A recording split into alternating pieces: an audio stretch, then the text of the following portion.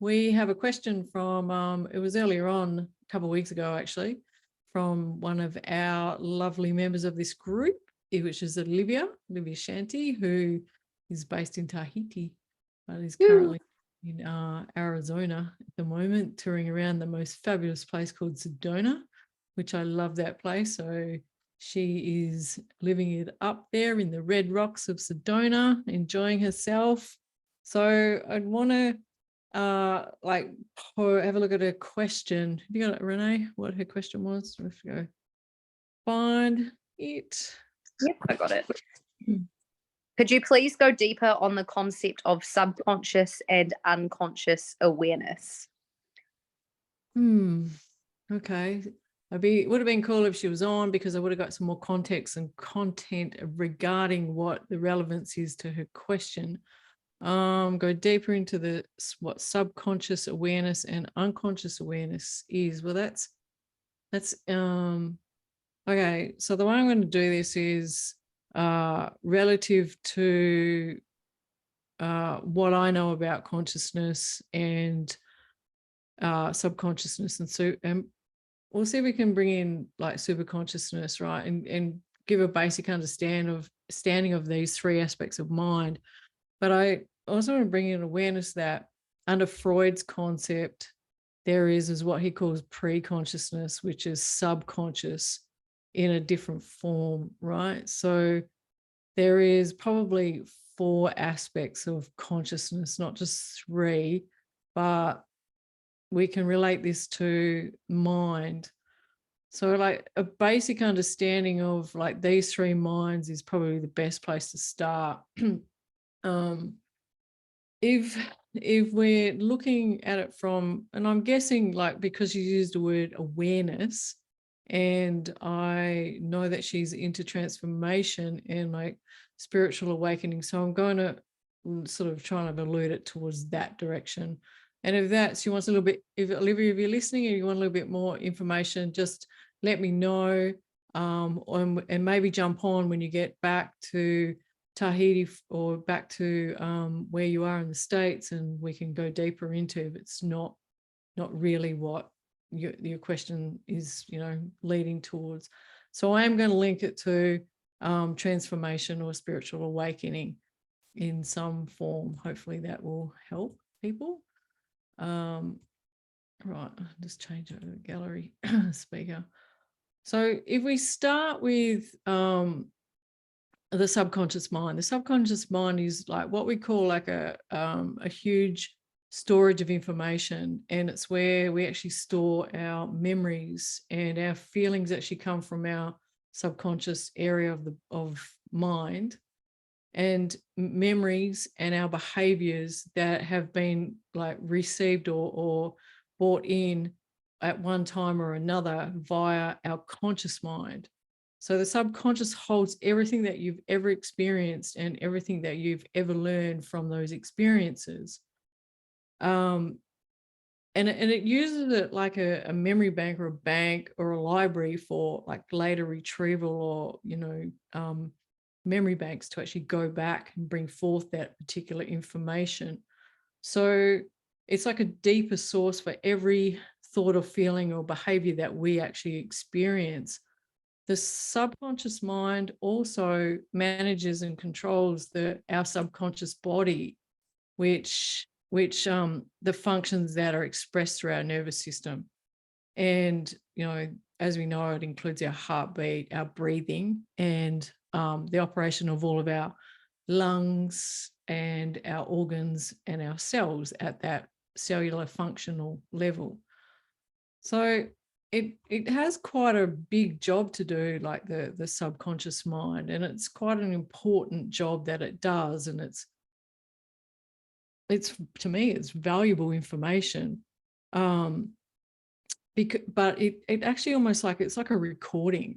It records information that is the vital part of you. So it's like that, hard drive that's within you that actually runs you, and you go back and actually go back into those memories. It stores those memories or episodic memories, and then it retrieves them when you actually bring them into consciousness.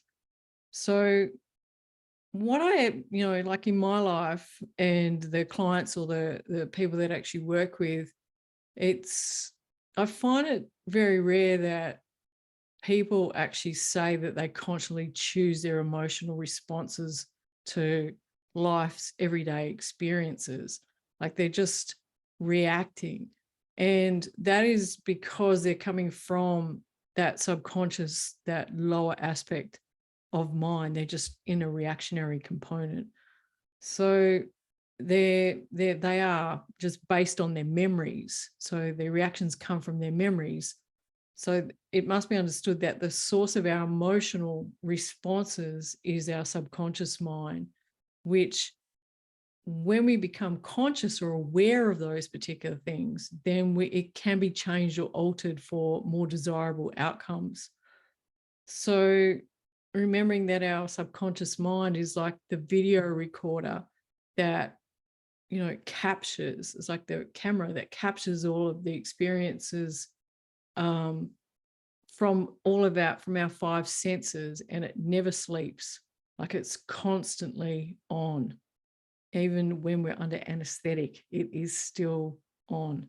So it's consistently absorbing information and sending out vibrations based on the information that is processed and actually stored within it.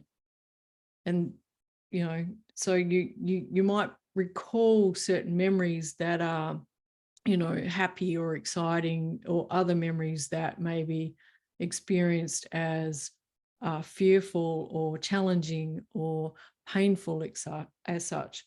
So the feelings can only be translated through the subconscious mind, the conscious mind, not the subconscious mind, but they're actually stored in the subconscious, and then we recall memories from that memory bank or that library of the subconscious or the preconscious.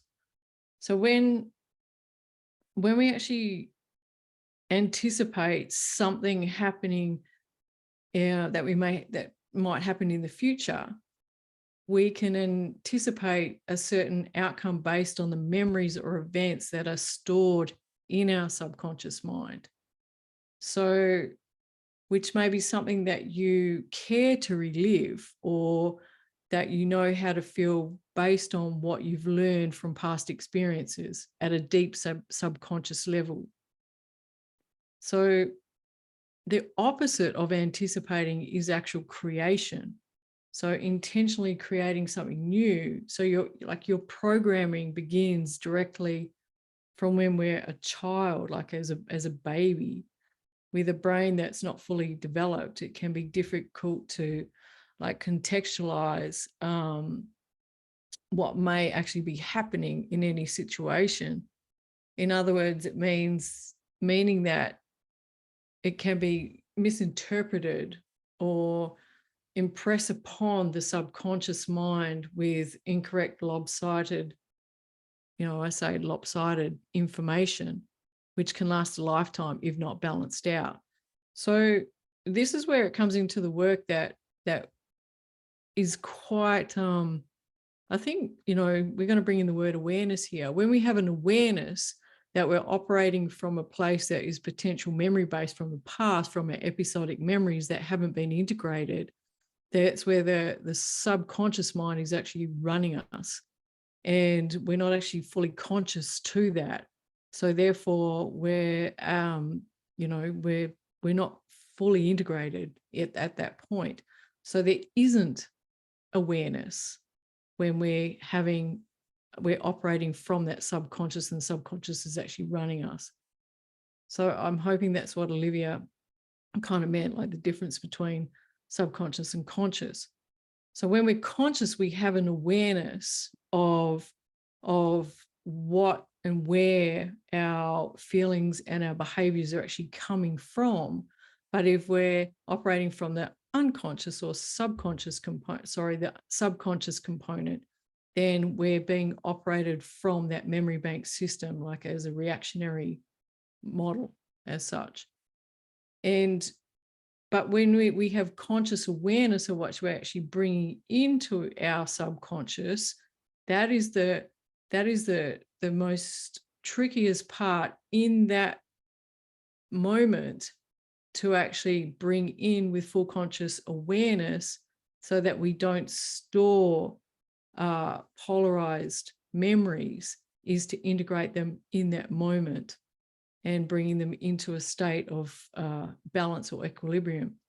That's the challenge that the majority of people on this that don't have an understanding of how to actually do that. So we're constantly in a state of operating from our subconscious. So that's what I mean. Like if the information that you actually bring in can last a lifetime if it's not balanced. And so what we find is that we've got to go back through our childhood and find all these unintegrated components and then bring them into a state of equilibrium where we bring the unconscious back up into consciousness, and then we integrate them, and that's where we head into superconsciousness. So I'm not going to talk a lot about superconsciousness here because it's too many words: conscious this, conscious that, conscious, be quite confusing for people. But we may go deeper into that on another teaching some other time. So once let's go back to vibrational frequencies or vibration.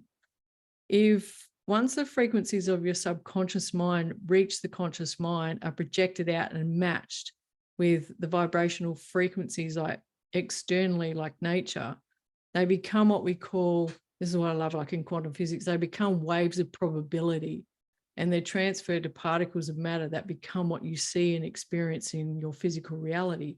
So you could say that once the vibrational frequencies of your subconscious mind is like reaches the conscious mind and projected out, they're matched with other vibrational frequencies like nature. So they become waves of probability. So if you have a subconscious component, you're acting from a place of unintegrated trauma, then you'll start to actually project that. So therefore your experience becomes your physical reality. So you're operating from the subconscious through the conscious, but really you're not conscious. You don't have the awareness of what is actually occurring. So then that's when you start to actually experience things as your physical reality. We may actually then label that as bad or challenging or negative as such, but yet it is still, you are the creator of that. It's not from an external component. It's actually from you projecting it out and transferring it into particles of matter that you see and experience as your physical reality. It's not actuality, it's physical reality. So in essence, we see that the subconscious mind is the middleman between the conscious and the superconscious mind. So all of your thoughts are generated from your mind, both your conscious and subconscious. Your conscious mind, which has the ability to be dominant, which means by which the subconscious mind receives its information and stores it. So when you have conscious awareness, like I said earlier, it has the ability to be dominant over the subconscious mind with the information it receives and stores. So as you're actually bringing information in from your conscious awareness to store into your subconscious memory banks, the more that you can actually see both sides and integrate the pairs of opposites that you're actually bringing in and minimizing the judgment and the separation of particles, then your conscious mind has the ability to be dominant and therefore will override the subconscious components that are actually stored inside of fear or the animal mind actually running you, or as a reactionary component. So we become more responsive in the world. Hope that makes sense. So if it goes, how can I say this? So knowing that when you have a truth or a reality in front of you and you have a conscious awareness that you have actually your reality is based on your individually held beliefs and perceptions. So the perceptions that you have in consciousness are what creates your physical world. So when you have an awareness of how you can have control over your perceptions, then you have the ability to be able to You know it's an actual truth of reality based on your physical world in front of you. So it results in a kind of quality of your day-to-day life experiences. So the more conscious awareness that you have to the information that you actually bring in and place into your subconscious is going to give you the quality of life that you have each day. I hope that made sense to everybody. So Olivia, if that didn't make sense, if it wasn't relative to, let us know.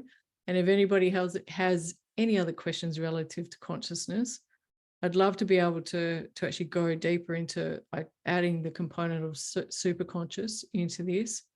So that is a deeper teaching, and that's something that we do go into in the Intel program.